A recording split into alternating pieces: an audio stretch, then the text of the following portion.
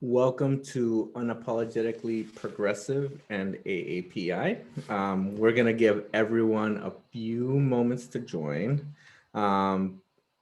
Please change your chat settings to all panelists and attendees and introduce yourself. So let us know where you're joining us from.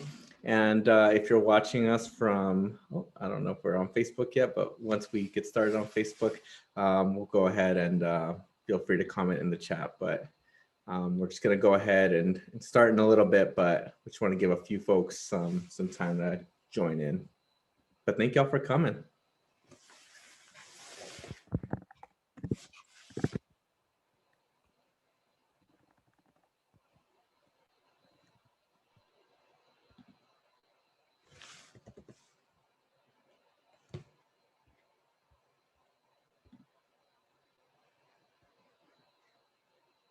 Like I said, to the folks who are on the Zoom call, make sure to change it from panelists to panelists and attendees.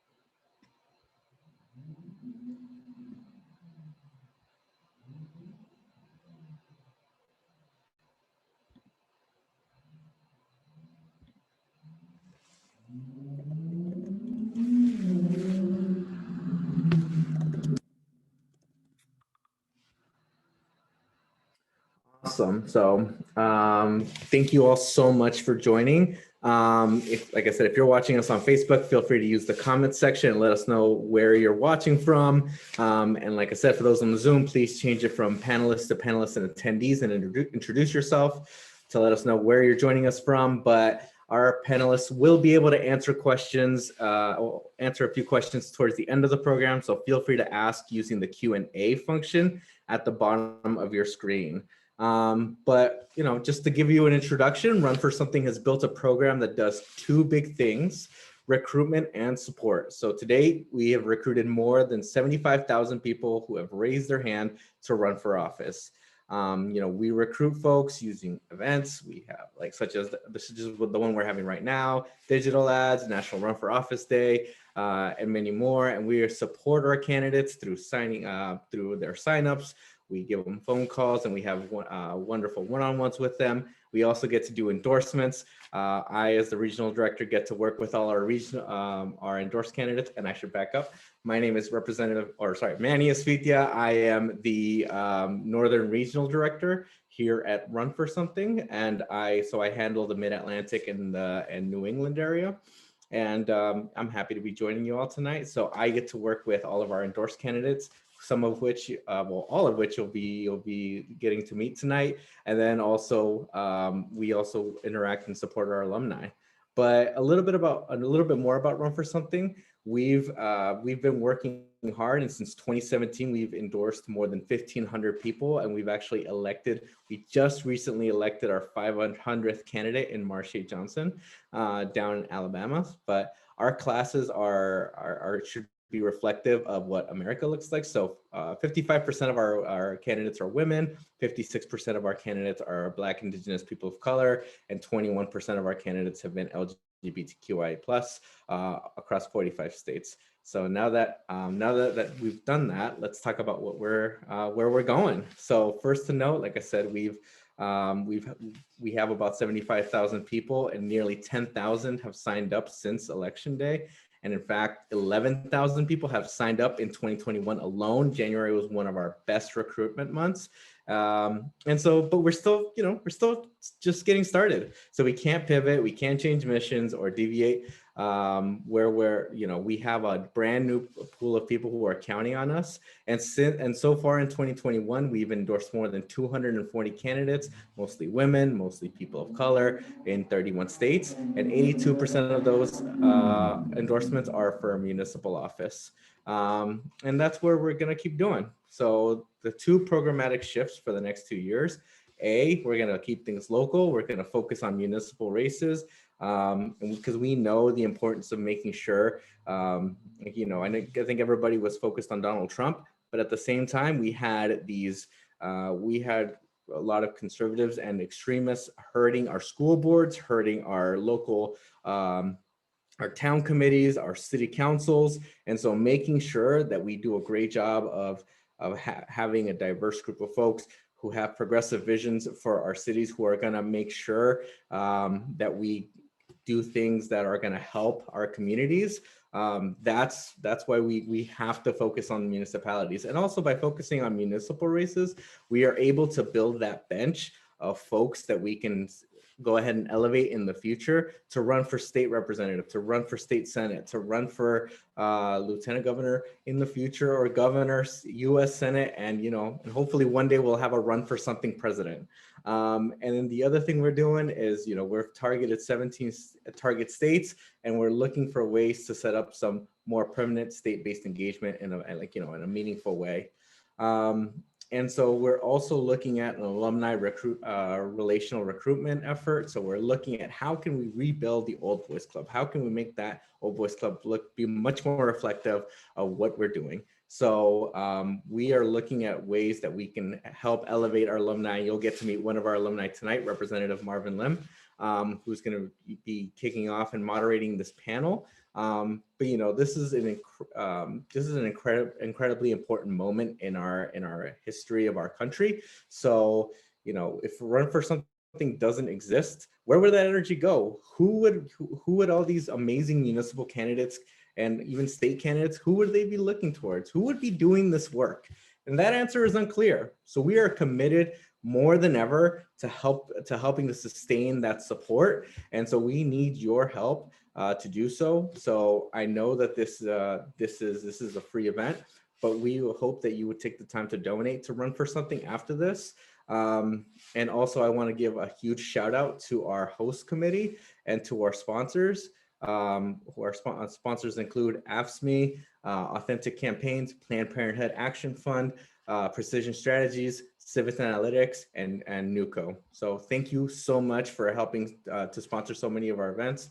Our budget was less than $3 million. And in 2021, we've set out a conservative goal of matching that. And in our heart of hearts, we want to wildly exceed it. So that's where you can help. So please, if you'd like, please donate. And finally, before I introduce Marvin, I just want to say at Run for Something, we are committed to diversity and equity, both on the ticket and behind the scenes. So from elected politicians to campaign managers, we know that AAPI and BIPOC folks are underrepresented. And as of today, AAPI people only make up 0.9% of all elected representatives, but 6.1% of the overall population. As an organization and as individuals, we will use that privilege, we'll use our privilege to support and amplify the voices of those that best represent their communities. And just as important, we want to continue to provide safe spaces for BIPOC, LGBTQIA+ members of the disabled community and those belonging to other marginalized groups. So as we grow, we'll continue to uphold our commitment to centering the narratives, lived experiences, and power of those who are often left out of the political conversation. So with that, I want to introduce Representative Marvin Lim. I want to go ahead and there you are. Am I pronouncing the last name correctly? Is it Lim? You want to unmute yourself there. That is correct. Perfect. So, in the spirit of uplifting your voice, please, I want to just give you the floor to our Georgia's newest and greatest state representative. Go ahead. Well, hello, everyone. I'm so happy to be here to talk to meet and talk to four amazing AAPI women. And yes, I'm Representative Marvin Lim.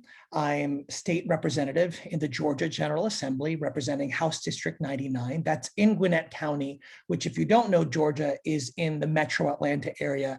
And I'm very proud to represent such a diverse district. We're over 85% minorities, over 50% of us are immigrants. I myself am an immigrant. I came to this country from the Philippines at the age of 7, was on public assistance, at one point was wrongfully flagged as a non-citizen voter after I did become a citizen, and used all of that to really inform what I've done professionally. I'm a civil rights lawyer by trade, have worked for the ACLU, to organizations like the Giffords Law Center to prevent gun violence, and translated all of that to run for state representative in the Georgia General Assembly. Was very fortunate to be victorious, but more importantly, to represent my community, but also the AAPI community. And particularly with all of the attention on Georgia from November on, and most recently after what happened with the tragedy on March 16th, it only emphasizes to me the importance of representation by AAPI, and particularly by AAPI women. We know that what happened on March 16th, 6 of the 8 victims were Asian American AAPI women, and Representative B. Wen, who is also running for Secretary of State. Actually, she would be the first API statewide official if she were to win. I keep going back to what she said, because after that event, we were inundated by requests from media, from others, and we were very happy to do it, but it was also a lot to handle. So we were always looking for more people to shoulder that with us, and to pivot particularly to the municipal level and the local level. It's so important because, putting it this way, yes, in Georgia, we've seen so many gains, particularly at the federal level, but it's still very much Republican dominated at the state level. Of course, we hope to change that, but it's still very much Republican dominated, which is why we saw the bill SB 202, the first of many now voter suppression bills we have seen throughout our nation. But because of that, I frequently turn to my counties and municipalities because they are more progressive. They are Democrat, I'm a Democrat. And so I find that I can get a lot done. And I also find that when I was canvassing my very diverse and also under-resourced neighborhoods, yes, during that time, they know who Donald Trump was, they know who Joe Biden was and is, but more often than not, they would come up with concerns that were very much handled at the local level. The number one concern that people came to me with when I was canvassing was public safety. And that is something that's very much handled at the county level and the municipality level on a day-to-day basis. So far from being, I don't like to call it higher office or whatnot, because these are some of the most important, if not the most important positions that can be held, because they are most directly held. To put one more emphasis on it, I had several calls today, and one was at my county Department of Transportation on some speed humps we're trying to get installed. And the second one was with a local housing authority, because we're dealing with a looming sort of housing crisis, and we were trying to figure out how to work with that. So these are very important positions, and very important positions, particularly for API and API women to be a part of, which is why I'm so proud to introduce our 4 panelists here today. And I'm particularly proud to introduce, first of all, Dr. Adity Besels.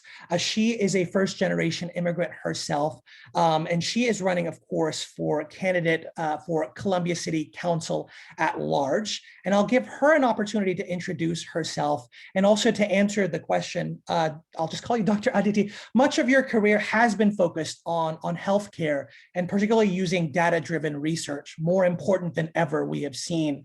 After you introduce yourself, I'd love for you to talk about how you plan on addressing Columbia's biggest issues: housing, COVID recovery, healthcare, using the unique background that you have. Representative Lim and Run for Something, thank you so much for having me on this webinar and discussion with my fellow amazing AAPI candidates. As they mentioned, my name is Dr. Adity Besels, and I am running for Columbia City Council at large in Columbia, South Carolina. We are the state capital. So we really are the center of a lot of, as you all may have been following, activity, both good and bad, when it comes to legislative policy for the state. My background is in public health, and the reason why that my interest in public health has remained so steadfast, starting in college all the way to now, where I came to South Carolina to pursue my PhD in this field, is because I experienced firsthand what it's like to have a community that really make sure that every child has the resources and the support they need to succeed. My family immigrated here in the early 70s, and we had a very modest upbringing. There were a lot of times where I didn't have the same things as people around me or kids in school with me. And because we were lucky to live in a city that was equitable and the decisions were being made that ensured the benefit and long-term benefit of all children and families, I saw firsthand what happens when you have a healthy community. Everyone has an opportunity to reach their potential. And so I'm really excited by the idea of solving complex problems. And that's why I entered public health. We're literally living my field in real time. And so, for a lot of people, they're hearing about public health for the first time. And I always remind them, public health is not just about vaccines or a virus, though that's a huge part of what's happening right now. Public health is about problem solving. We take large-scale problems and find systemic long-term solutions. And I believe that's exactly what effective policymaking looks like as well. So when we think about the different issues that many cities, including Columbia, South Carolina, is facing when it comes to being able to put food on the table, or economic opportunities, as we've seen so many be affected by the pandemic, or food insecurity. These are all things that we call social determinants of health, things that we know lead to illnesses later in life. And so why not have somebody at the table that understands the data and the research, and also understands that we need to stop being so reactive and putting Band-Aids on problems and start focusing more on the root causes of them. And so I'm really, really excited to bring that perspective to City Council. One of the things I often like to say is a healthy economy and healthy people go hand in hand. We need to stop thinking about, oh, you're pro-public health, you're pro-economy, and much of that divisiveness we saw this last presidential election, right? But the reality is you can't have a healthy, vibrant community without investments, and investments come from a flourishing economy. And I think someone with a strong public health perspective like myself can really push other members on council to start thinking that way and thinking more broadly and systemically for the future of our city. Thank you. Dr. Bussells, you had me at social determinants of health. Something I like to emphasize is, yes, COVID exacerbated so many things, but the point is it exacerbated so many social determinants that were leading to so many inequalities anyway. Mm-hmm. So thank you so much for the work you're doing. I'm so excited. And I'm so excited to also introduce our next panelist, that is Ajmeri Hoque. Ajmeri, like me, is an attorney. She has her own a private practice as a small business owner and a first-generation immigrant herself. She is kind of like I described sort of the demographics of my district. She is running to represent Dublin City Council as a candidate for Ward 1, which I don't know where Ward 1 is, but I know where Dublin is. And it's a place that's very diverse with about a 20% Asian population and 18% foreign-born population. And yet all of the city council, I believe, are white. So Ajmeri, I want to, of course, give you a chance to introduce yourself as well. And then after you do, I would love to hear from you when you spoke again about your desire to run for Dublin City Council and about the lack of diversity on the council. How has that lack of diversity sort of affected governance in your community? And how do you plan essentially to change that by bringing more of that inclusivity as an elected official into your community? First of all, thank you, Representative Lim and Run for Something for hosting this webinar. I was actually very excited to participate and be a part of this conversation. And another thing is Eid Mubarak to everyone who is celebrating. We celebrate it all day. So anyone else who's celebrating out there, happy holidays to you too. And I just wanted to start off and say I have been a part of the Dublin community since 2003. And my parents came to Dublin actually so that I could attend The Ohio State University. I got a scholarship. I was the first person in my family to attend college. And it was a very proud moment for them. But even though we have been in Dublin since 2003, or the Dublin School District, we are not considered proper Dublin. We're not considered to be part of the true Dublin because we didn't live in city proper. So in Ohio, the way it works is that you could actually live in a school district and still not be considered the city proper. So that's where my parents were living. And since 2015, my husband and I bought a home in Dublin proper. And we have been living there with our 8-year-old daughter since then. And what I see and what I have experienced is that even though we still live in Dublin, we're still considered newer Dublin. We're not considered true Dubliners. And just like you said, Representative Lim, there's 18% foreign born, 20% Asian, actually a 30% minority population in Dublin. And yet there is no elected official in Dublin who looks like us and who knows this community and who knows the people that live here. And that I have seen just helps build the divide that's between people right now. When you have an 18% foreign-born population, myself being an immigrant, I know that there are people who don't understand how local government works. I know that there are people that are having translation problems. And of course, there are people who are just not understanding how to engage in the community. And this is a problem that what I see as council taking advantage of, because when they just have the same people voting for them over and over again, they don't need our engagement. And that's what I'm trying to change. I want to bring council to the people. I want to make sure that there's official documents that are translated in the most spoken languages in Dublin. And the most spoken languages after English is Japanese and Telugu. Who would have known, right? It's in Ohio. We have the largest Asian population in Ohio, and yet we don't have anybody who represents us. And when I bring those issues up to council, and I have before, it's just like, well, you know, committees, people are in volunteer committees. That's not enough. We need to make sure that we create an open and safe space for everyone. And the one thing that we can do to do that is have representation for all. And when you have that representation for all, you make the community more welcoming, right? You make people want to be more engaged because they see someone like them on council, and they see that that is something that they feel welcomed by. And my parents bought a house in the Dublin School District because they felt like that was their home. They never actually bought a house before that. That was their very first home in this country. And we've been living here since 1986. So to wait almost 20 years to buy a home, they really must have felt something. And that's what I want everyone in the community to feel, that this is their home, they belong here, and that they are welcomed.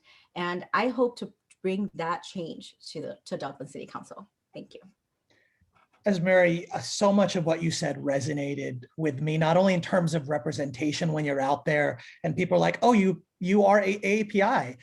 We want to, even though we haven't traditionally participated in government, we will. But even beyond that, the experience that you have, and even understanding that something like translation matters, because we've seen with COVID that yes, there are a bunch of resources out there, like take SBA loans, that people haven't been able to access because it wasn't translated. So that accessibility for diverse populations is something that very much resonates with me.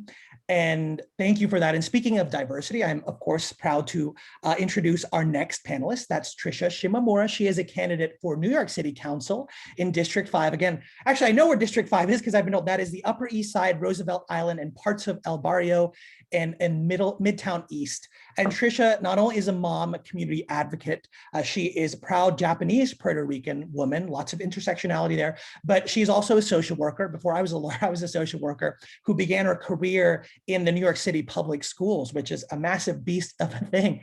Tricia, please introduce yourself. And after you do so, I would love to hear, again, you have emphasized intersectionality within your own social work approach to leading New York City's 5th district, highlighting particularly, I believe it was maternal health care and housing.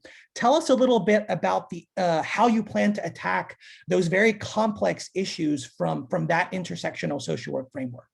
Sure. So thank you again to everybody for coming here tonight. Thank you to Run for Something and Representative Lim for helping us have this discussion. I'm honestly I have just enjoyed so much hearing from the other panelists. I think you all are incredible, and I'm super excited to continue the discussion tonight.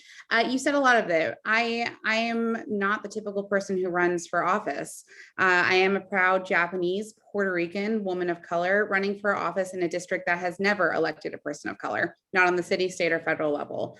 Not only will I be the first person of color to represent my district, but I'm also going to be the first Japanese American ever elected in New York State history, which is insane. But as we see a rise of AAPI hate across our country, and certainly in my city, it's never been more meaningful to me to be running as a Shimamura.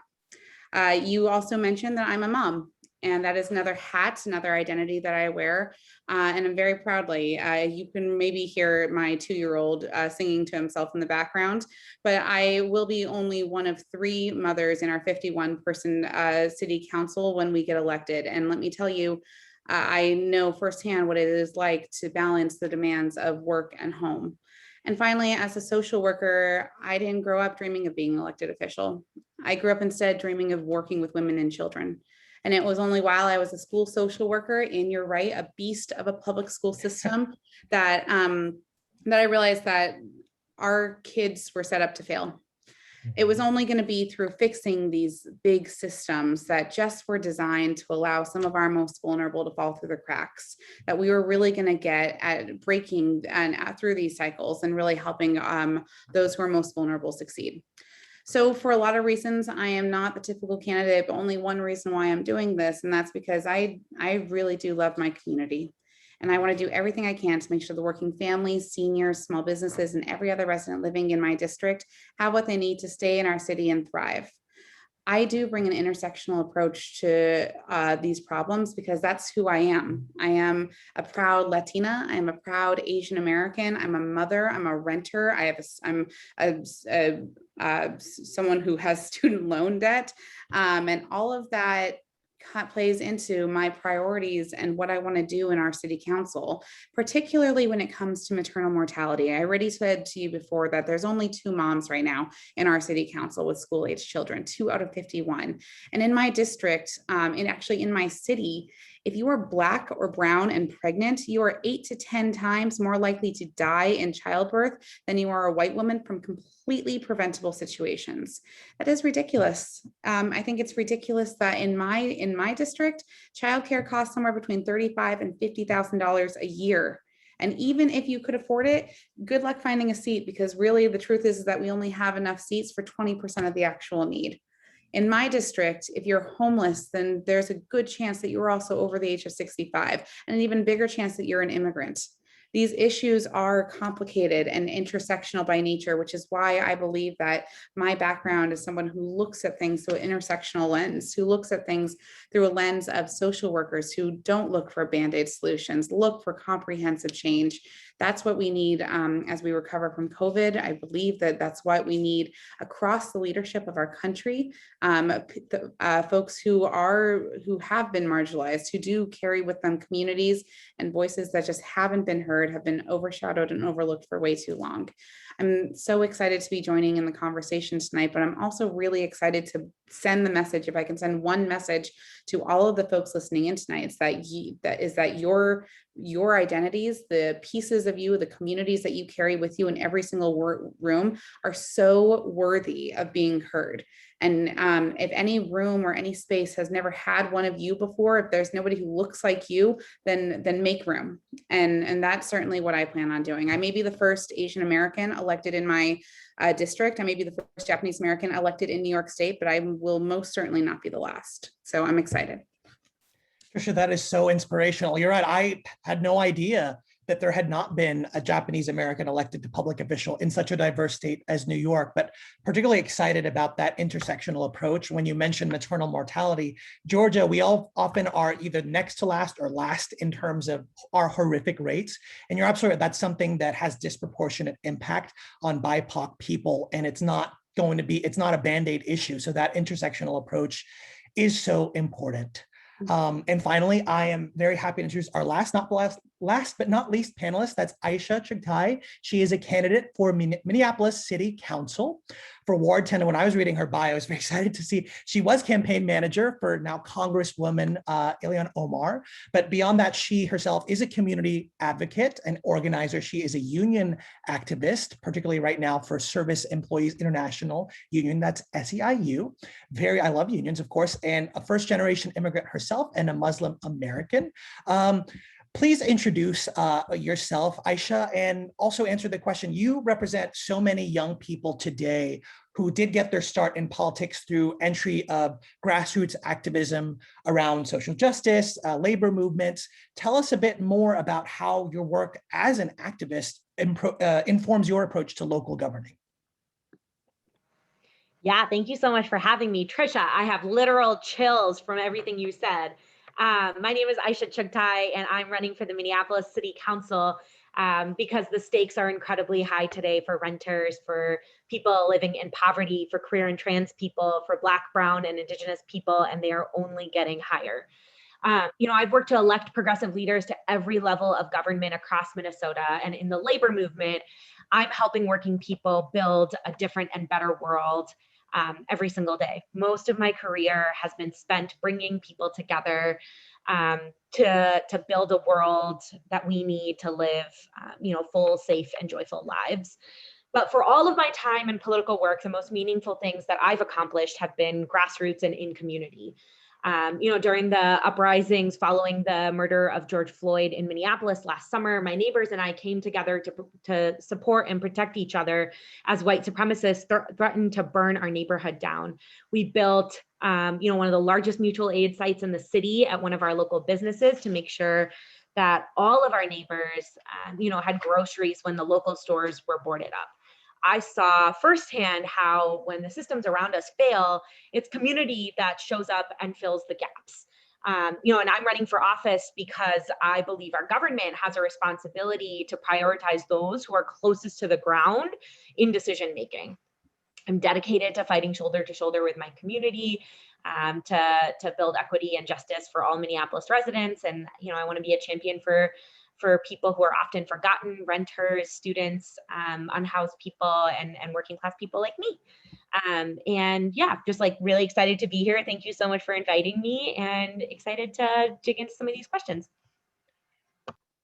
Aisha, wow. And particularly like Georgia, Minneapolis, because of George Floyd and other things, has been so much in the news. And I'm so appreciative of your work in the face of all that. And actually, I'll use that to transition to the first question. I'll open it up to anyone who wishes to answer. This particular year has been challenging for BIPOC communities at large, but especially most recently because of the rise of anti-Asian hate for our various AAPI communities. At the same time, you're all running in the face of this. And if elected, each of you would be the first AAPI of something Indian American, Japanese American, et cetera, to sit in the seat that you're running for. I wonder, in this climate that we're in with the anti-Asian hate, and the fact that you are running to represent as the first of something, does that put more pressure on you? Does it motivate you? Does it do both? I'm very curious to hear how your lived experiences are with all of that going on. I can start. So I am, for those of you all that are just tuning in, I am running for Columbia, South Carolina City Council at large. And I would say the racial landscape in South Carolina is a little bit unique in that, as Ajmeri was talking about how diverse her district will be. We are largely white and Black. We have a very small but mighty Asian American population.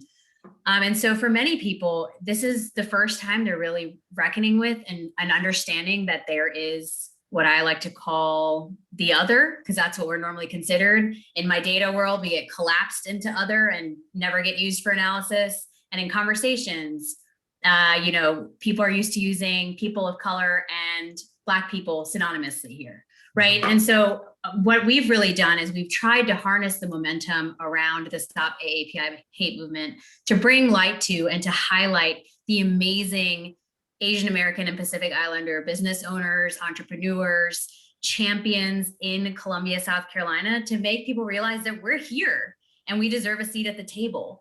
And so in one way, this has been a really timely opportunity for us to really engage in some hard conversations about what does it mean to be diverse, but also what does it mean to protect your diversity? Are you going to remain status quo at only thinking about diversity in a particular way, or are you going to push your thinking about why it's so important to think beyond that? But I think Representative Lim, I do feel a lot of pressure though. Similar to Tricia, I would be the first in the history of South Carolina an Indian American elected to local office. And that is a lot of pressure to want to succeed. But that's also kind of my immigrant trauma, right? Like, we came here for opportunities. We came here and we're told work hard and you're going to hopefully make it. And that's something that I often try to reckon with in my journey as a candidate, to really make sure that I'm taking care of myself along the way, because even just running is setting an amazing standard for so many other Indian and Asian women, that are coming behind me. And that in itself, I think, is a win. Absolutely. And taking care of yourself. I cannot emphasize that enough. Anyone else? So my both my grandparents on my Japanese side were interned in different internment camps. So when we talk about the rise of Asian hate, and when we go to so many rallies in the last, unfortunately, few months about stopping Asian hate, I always kind of use it as an opportunity to remind people that this is not new. Hate and fear against immigrants, against Asian Americans, against anyone, as Dr. Bussells was saying, who is deemed other, is nothing new. In fact, our country was founded upon it. And so many of our social structures, so many of our legislative policies were founded on this idea of marginalizing communities, were founded on, frankly, values of white supremacy. So when we talk about changing things, it is not, unfortunately, as easy as one single issue. It is not, unfortunately, as easy as increasing police presence or even increasing funding, which I would always say is, let's look at our budget. Unfortunately, it's going to take a lot more to break apart systems of racism and systems of oppression. It's going to take electing a more representative body. It's going to take comprehensively looking at our social structures and really questioning what are the communities that we've left behind.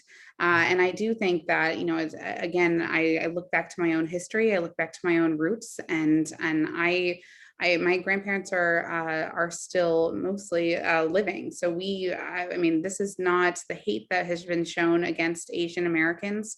The ability for us to lock up other humans like animals is something that's in our recent history. And so, you know, this is nothing more than another instance of something that we were founded upon. Absolutely. Wow. I had to sit with that for a second. Ajmeri or Aisha, anything to add? Yeah. Oh, go ahead, Aisha. You know, I'll just like plus to everything everyone else has said, and I'll just add, you know, like on how that pressure affects us as individuals and as people running for office, right? Like I remember the day I announced my campaign, you know, I'd done like a lot of work, you know, you do all of your like prep stuff beforehand and you get ready. And one of my friends DM'd me that morning and was like, hey, like, I know you're really busy today. But I wanted to like, I noticed that like in all of your Instagram posts, like everything from before, your family, like your siblings are still tagged in it. And so I just recommend going through and removing all of those tags because like I have, you know, my account has been posted on like right-wing things before. And then my family was targeted and harassed and people showed up outside their house because I made the mistake of, you know, tagging them in my social media posts. And like, I think like I go back to that often and I sit with that often in that, like, this is the type of pressure that we're facing. And this is what we're up against, that, you know, like small things, like remembering to not like tag your family in like pictures that you post of them and like going back through old stuff and deleting that, that's, you know, that's what we have to do. So we don't have to look back and say, oh, that was a stupid thing I did, you know, like, yeah. I've had experience with that. I'm gay, LGBT, and have had to protect people in that sense. So, wow, yes, thank you for sharing that. That's very important. Ajmeri, anything else to add? You know, I feel like we all have the same kind of journey that we're going through, and I just have to remind myself why I'm doing this. And every single day, you cannot walk the streets of Dublin without seeing a brown face, and that is why I'm doing this. You cannot walk in Dublin without seeing an Indian person from Southeast Asia, Eastern Asian, absolutely not. So whatever they throw at me, it's okay, because I'm doing this for a bigger purpose. That was beautiful. And for me, as an elected official, especially, whenever I have a bad day at the Capitol, I remember the people here, engage in a little bit of constituent services, because that's who we're doing it for. We're trying to represent the people. And so we have to remember the people. So thank you for saying that. Very important. Shifting a little bit, reading your bios, it's clear you all, and I say this because I am one, so I say this lovingly, you all are policy nerds. So I want to ask, there is a lot of proposed and even passed legislation that does look to protect our vulnerable community. If you all could do one thing to create a safer space for the AAPI communities you have in your districts, or more broadly, your cities, what would you do? Very interested in your answers to this question.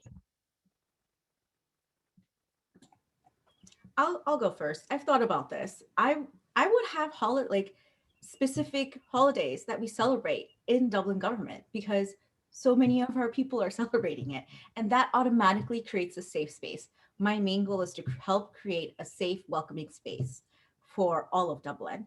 And when you are openly celebrating it in council or in school board or whatever position you're holding here, you're telling that everyone that this is a safe space for you and you're welcome here. So that's what I would do. It's a small thing and it really doesn't affect policy too much, but I feel like it would touch people personally.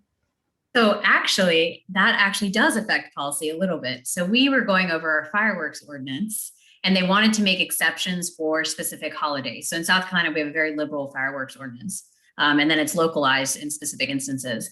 And so there was a list being presented at a neighborhood group where it was like, we want it for 4th of July, Christmas, New Year's Eve. And it was just amazing when I spoke to them and I said, well, you do know that there's a lot of other holidays where sparklers and things are used, and they're just not a Christian holiday or an American holiday, a traditional American holiday. And just having that conversation, it was amazing how it quickly made people realize that there's much more than what we often see. And there were folks on the call that were AAPI, and they said, thank you for bringing that up, because it automatically made us feel more included in some of these conversations that are happening. So I really like that you brought that up, because that's what reminds me of a conversation we recently had. We are dealing with a fireworks ordinance right now, so that's cheap in my mind. And we always try to remember that at the state level, particularly with, I connect like masks to those that wear head coverings. And there were several laws that we've had to revise that we've been like, well, what about people that wear head coverings for religious purposes? So I love the connection between those. Tricia or Aisha, would love to hear your answers as well to the question. Sure. So I'm just going to go back to budget. One of the biggest roles that our city council can play is in deciding how much of our budget is allocated to various functions and various agencies. And right now, despite the fact that Asian Americans make up over 15% of our population, in terms of social services that are getting funded by our city's budget, you're talking about less than 2%. That's racism in how we budget. That's racism in our policies. We need to really think carefully about and make changes in how we fund services that are going directly to the communities that need it most. Particularly during this pandemic, we know that Chinatown, we know that our Asian American businesses have been hit so hard, and they will continue to be hit even well after the city and the country open back up again.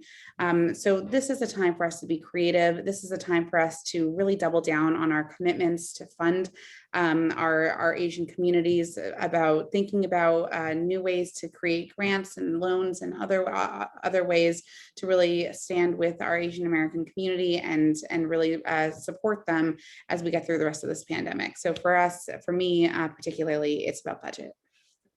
Well, yeah, because you could have all the greatest ideas in the world, but if you don't have the money to fund it, it's not going to go anywhere. We all know that. Aisha. Yeah. So, as you can imagine, running for office in South Minneapolis, I spend a lot of time talking to people about safety and what it looks and feels like and how we achieve it. And I think one thing that I'm really clear on, and my community is really clear on, is that we're never going to over police and criminalize our way out of fear, out of people not feeling safe, out of hate, out of pain, and the way we actually get there is by building a community in which people's needs and their lives are fully funded.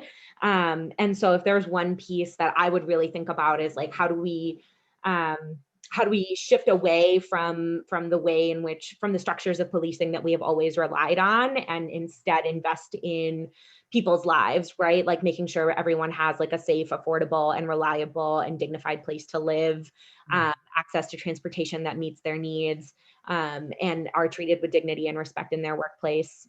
Yeah, I think that's how we build safety. Absolutely. I love that D word, dignity. So every time someone mentions that, thank you so much, Aisha, and everyone. So moving away from the nerding out on policy, it is AAPI Heritage Month. And I did want to ask you all, in the spirit of celebrating that, what is something about your particular culture's community or heritage that you are most proud of and brings you the most joy, that can be an AAPI icon even who inspires you from your own community, but just something very, very much from your culture that inspires you and brings you that joy that you would love to share with us? I'm happy to jump in. So we've been running for office for a while now, for over 2 years. Have we been kind of raising the money, getting the structures in place? And I have, if you saw in my bedroom, a little Post-it with 12 different hash marks on it. And that's from 12 different times on this campaign over the last few years that I've been told to change my last name. I've been told 12 different times by 12 different Democrats, very progressive leaders, that the Upper East Side would never elect a Shimamura to office. I was told to change it. I was told to adopt my husband's last name. My husband is white Jewish, and that was the route to go. I am so proud that we never listened to that. I'm very proud of the fact, that's why we have our little Post-it there of my last name. My last name is Japanese and it means island village, which is very appropriate now that we were thinking about me running in Manhattan and there. But more than anything, I'm very proud of changing what an elected official looks like, what she sounds like, what her last name should be, and what kind of communities she is expected to represent. My neighborhood is growing in our Asian American population, but the vast majority of the folks here who are still white. And I don't think that makes me any less qualified to represent them. But I'm very proud of running as a Shimamura. And my grandfather, who unfortunately just passed away, was very proud of knowing that I was going to be carrying on that Shimamura last name. It's the name that my son also has in his name, and I would never change it. So for me, it's simple, but it's running unapologetically, which is, I will love the title of this panel, but it's running unapologetically as a mixed race, as Shimamura. I had a similar name issue, which I won't get, it's not about me, so I can identify with that as well. Thank you for doing that, Tricia. Anyone else? Icon, culture that you're proud of? I'm really just humbled by how I'm Bangladeshi, by how the Bangladeshi community in Ohio has just come out and supported me. Unquestionably, they just heard I was running and they just fundraised out of like so much. And they have been sharing my posts and they have just been building me up. And this is what they do for everyone in need, because our community is so based on helping each other and making sure that we are always there for each other.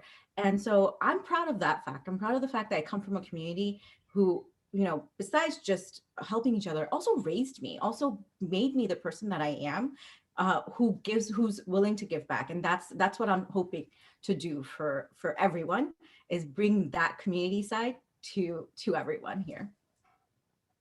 And isn't it wonderful when people that might not even share your beliefs but are part of your group are supporting you like that? That is wonderful. Yeah, I'll just add, Ajmeri talked about this at the beginning. Today is Eid al-Fitr, and marks the end of the month of Ramadan. And I am really thankful to be celebrating today with my family, who I saw for the first time in a year and a half. I am the oldest of 4 kids. My youngest sibling is 10 years old. And the last time I saw him was on his 9th birthday.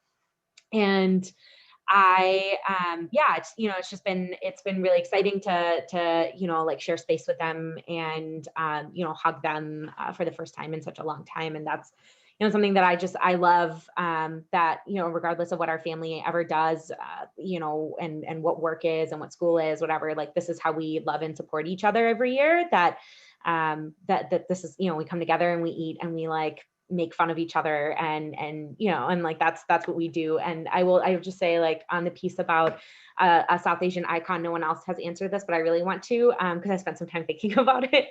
I want to actually lift up the work of Tara Ragvir in Kansas City, who is the director of KC Tenants, and she does. She's young, like me, I'm 23. She's like in her like 20s, I think, and is she runs this tenant protection organization, and they do some of the most radical work in the country on showing us what tenant protection actually looks like. Over the course of this last summer, they shut down eviction court literally by chaining people to the county building, and so court could not happen. And like that is the type of, love and solidarity that we're talking about when it comes to like protecting the most marginalized people in our communities. And like, we have a really strong tenants rights movement in Minneapolis. And so like, we really look to their work in a lot of ways. And so, really want to lift up that today. And housing is such an important, thank you for telling us about it. KC Tenants, I just looked them up. Thank you. I'm going to read more about them. So I think, my fellow panelists have covered some of the things that I would have said. It took me a long time to love my name because it was made fun of. Aditi is pronounced differently also in terms of where you're from in India. But now I love it. Even if you mispronounce it, you remember it. And so one of the ways in which I often start my conversations with people is I'll say my full name. I've kept both my maiden and last name, but it probably doesn't fit on a Zoom screen. And I'll always say, there's not going to be a pop quiz on spelling my name, but there might be a pop quiz on remembering my website. And that's been a really good way to keep people kind of on their feet, like, oh, that's really cool. And I love my name. I love the meaning behind it and the story behind it. The last event that I did prior to the shutdown was I celebrated Holi, which is a festival of colors. And for many people, they've seen the very Americanized kind of, I guess, adapted version of it, the color run, which came from Holi. Mm-hmm. And it's just been so amazing to see my friends remember that and then wish me that the following year while we were in quarantine, and say, this was such an amazing moment for us to experience something like this. And there's always so much meaning behind our traditions, and there's so much symbolism. And I love that. I love even the color I chose for my campaign. Saffron is a very sacred color. And so when my campaign staff was like, yellow's kind of random, like pick some, colors like the shades of blue or something. And I said, no, I want yellow because that's good luck. And I think that those are the things that I just stay proud of, because I try to integrate myself and my identity in the most subtle ways to remind myself and keep me grounded as to who I am. As someone who purposely wore yellow to this for a different reason, but still wore yellow on purpose, I so appreciate that. Dr. Bussells, I do want to leave a couple of minutes for questions. And if you have any, do put them in the Q&A. So this will be my last planned question for the panel. And I'll kind of combine the two I had.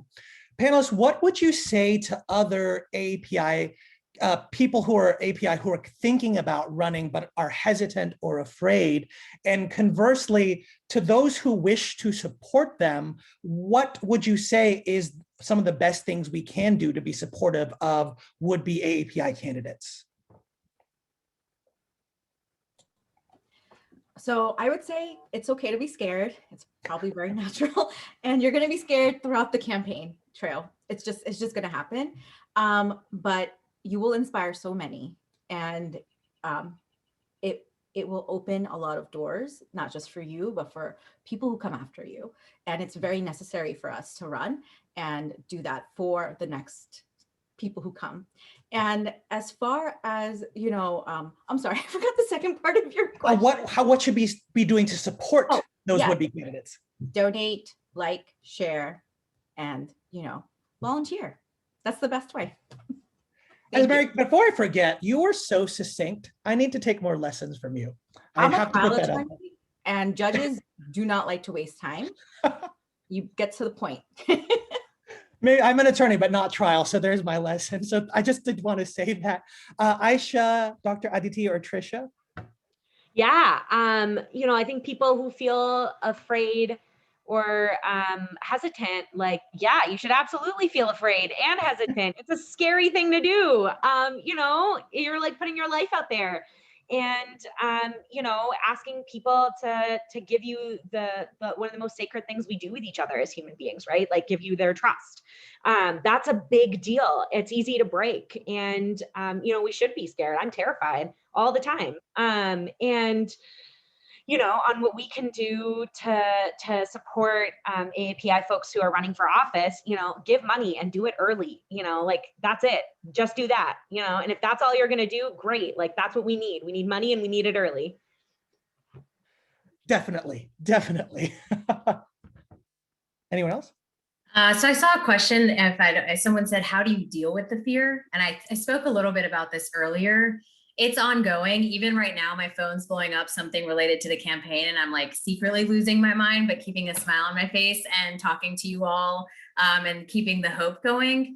It's a process. And I think the fear keeps you humble and keeps you working hard. So I try to frame it that way, that I'm tired, but I'm fired up. And when you think about it that way, I really do think sometimes it's about outworking your opponents. A lot of the times, actually, before I even decided to jump in, the Run for Something podcasts are what convinced me to do that. I'd listen to the episodes and I'd hear all these amazing stories of people that just, it was an idea and they went with it and they had no idea what they were doing and they did it. And I think that's what we need to normalize. You don't have to come from some political background, though I'm sure it helps. You don't have to have any prior experience. You just have, I believe, have to have values of integrity and dignity and equity, and you can do it. It's amazing that along with all of the fear, there are all of these people that pop up that are supporters that you never thought would be and have your back in ways that you just surprise you. And so you do see how people are good. So I deal with it in terms of having a close confidant of girlfriends that I can always go to. I deal with it by always setting aside. My campaign manager makes me spend 6 hours a week literally doing nothing. He's like, you can go get a massage, do whatever you want. That's what you're doing because you need to take care of yourself. And learning from others. So I've been following some of the panelists prior to this webinar and seeing the ways that they're navigating kind of their context and their campaign. And that always makes me feel better that I'm doing the right thing. I echo everything that everybody has already said on this, but I will just say, you know, somebody told me when I was thinking about this again, that running for office is going to be one of the hardest things that we've ever done. It's going to be hard on your relationships. It's going to be hard on you physically. It's hard on you mentally and emotionally, of course. Financially, it is not easy, particularly in a big city. It's tough out there.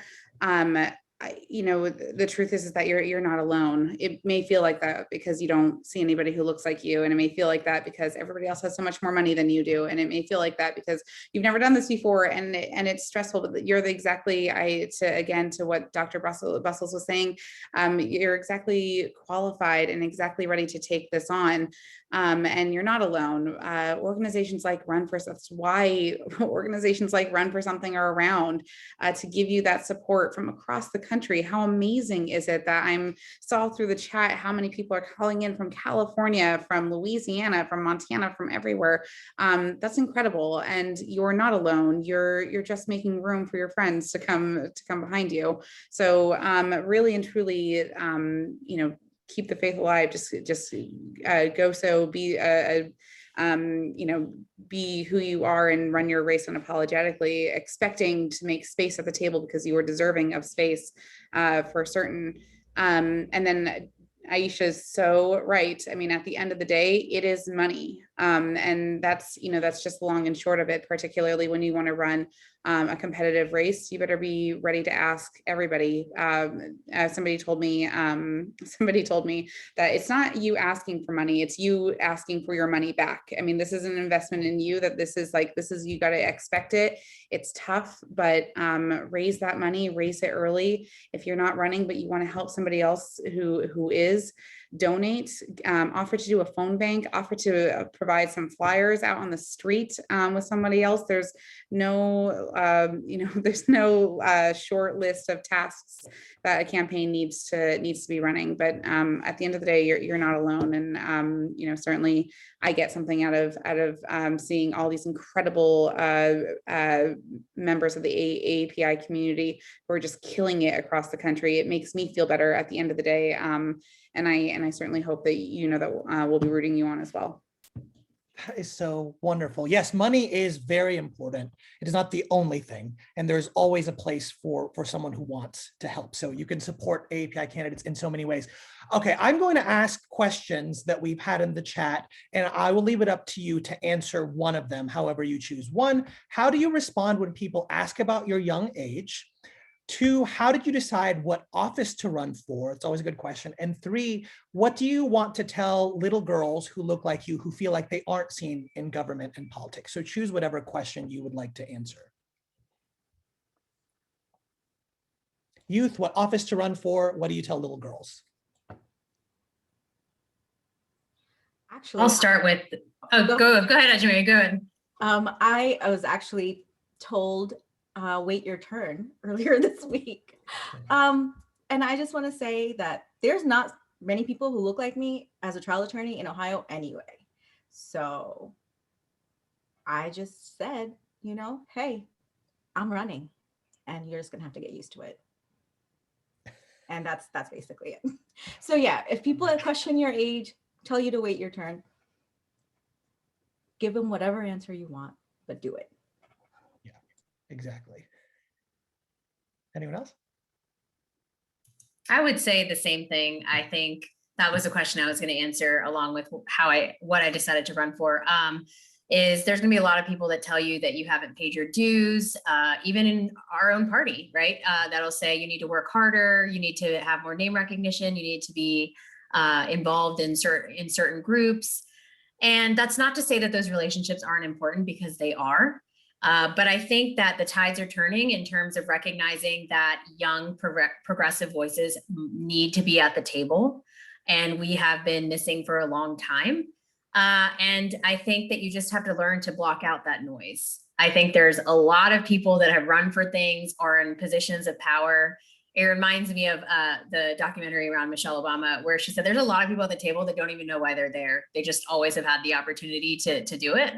And so you have to remind yourself that you are more than qualified to do this every day, and that you should do it, because what's the worst that happens? You lose. But what did you do along the way? You started a movement. You built momentum around people that look like you. You made small but significant changes that sets up the platform or foundation for future generations to step up as well. Exactly. Yeah, I mean, I'm 23. I'm the youngest person running for office in Minneapolis this year. If elected, I'd be the youngest person ever elected to the Minneapolis City Council. And the last time we had a city council election, Jeremiah Ellison was elected. I was the youngest member of the city council at the time, and so we keep lowering the age every election cycle. So I hope, after me, we'll elect a 21-year-old, and that'd be awesome. But people do ask me about my age and how much, if I have enough life experience and all these types of things. And I think I can have some empathy about where they're coming from, because I don't think it's necessarily malicious, but I think that it's people who are 3 times my age have been making decisions for us for a long time. And where has that gotten us? Literally nowhere. Everything is so bad. And so, how much worse could it really get? But the piece I'm more excited to talk about, right, is how did I make the decision to run for this office specifically, right? I've worked in politics for since I was 17 years old, but and have, spent time in the labor movement and the tenants' rights movement. But, I have spent just as much time and just as much energy getting to know my neighbors and building deep and long lasting relationships with people that are about how we take care of each other, how we build a community that's different from the one that exists right now, and how we build the structures for the future that we want to live in and that we deserve to live in. And so it was through talking to people who I've been organizing with, in the movement with, and like going through a set of really hard years with, that I made the decision to run for this office. I didn't wake up one day and say like, city council, that's the one. It was through like all of these, relationships and like these deep, meaningful conversations about the world we're in and the world we want to live in and how we get there, that I made the decision to run for this one. I'm still just so in awe of all of the other panelists and their stories of how they got here. And what I'll just say is I'll say end the same way that we began here. And I'll say that so often I talk to particularly women who tell me that they want to run for office one day, but maybe they should go to law school first, or they want to run for office one day, but maybe they should be a staffer for a few years first, or whatever obstacle that they feel like is in that they have set up and put themselves there. And let me just say that those obstacles are by and large put there by people who are in power because they are afraid of losing power. It is no more difficult or complicated than that. Wait your turn, get more experience, be in this club, run this organization first. Do all of these things are just the same thing, which is invalidating your experiences and invalidating your ability to lead. I do believe, with all due respect to all of our lawyers out there, because I'm married to a lawyer and it's great. But I believe that your law experience is valid as you are right now. Your experience as a teacher, your experience as a social worker, your experience as a nurse, or any other profession. It's you, and this whole panel again is about being unapologetically who you are and recognizing that your voice and your communities that you bring with you to the table are completely valid and completely sufficient and qualified enough to actually bring some good to the community that you want to serve in. To Aisha's point, yes, I mean, look around you, look at the communities that you're in, look at what their needs are, look at your strengths and your interests and where you think that you might make the most good. I worked in the federal government for many years before this, but I knew deep down that if I couldn't fix that damn pothole outside of my window, if I couldn't fix the parks and pick up the garbage and hopefully build a new high school for my kid, that I was never going to get my neighbors to believe in government again. So as much as I loved the federal government and working in the federal government, for me, it was local. And that was the answer there. But really and truly, none of my issues with that pothole, none of my issues with getting the garbage picked up, none of the issues with my park have anything to do with whether or not I have a law degree or whether or not I spent 10 years in the federal government or I spent 20 years in the federal government. My passion for my community, my perspective, the backgrounds and the communities that I carry with me are completely enough, and they are so for you too. So I hope that you, again, nothing gets me more upset, if you can't tell, than people being told wait your turn, because it is just nonsense, and just a way to keep the status quo in place. And I'm not here for any of that. Yeah, I echo all of that.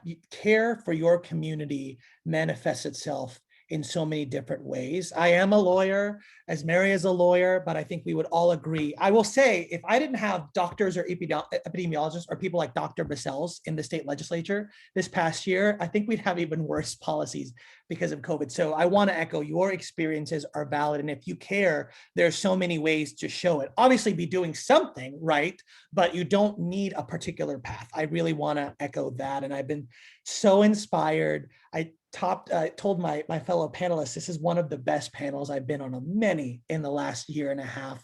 And so thank you so much to all of you. Before I turn it back to Manny to close us out, I do want to say, please go to all 4 of our candidates' websites, donate, check them out. Really, money is so important, but if you don't have money, there are many other ways you can support them. Follow them on social media. Hats off, I've been so inspired. I have myself had goosebumps at several points in this moment. So thank you to Ajmeri, to Aisha, to Dr. Aditi, and to Tricia. Manny, I'm turning it over back to you.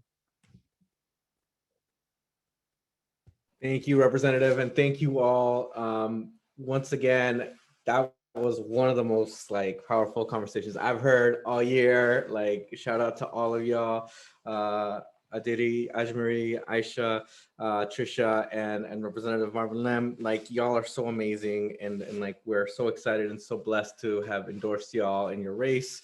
To wrap up, I just want to say thank you again to our National Host Committee, and to our sponsors, which include, let me pull them up, AFSCME, Authentic Campaigns, Planned Parenthood Action Fund, Precision Strategies, Civis Analytics, and NUCO. And then also, like, you know, for the price of a subscription to Netflix, you could continue to watch these amazing panels that we have every month, that we've been having every month. So please sign up to be on the host committee. It's not expensive, and you get to have access to some of these amazing candidates, sharing some of their experiences on the campaign trail. And then finally, I just want to say, we will have another call in just a few days for our candidates for folks who are interested in running for office who are AAPI. So in the spirit of AAPI Pride Month, so please sign up for that call. I think Tyler might be dropping it, but in the chat, but definitely sign up for it. It's gonna be also, once again, inspirational, but it's also gonna have some tips and tools on how to run, how to get your campaign started. So definitely check it out. But with that, thank you all again. Good luck. I hope all of y'all win. And we'll talk to y'all soon. Take care.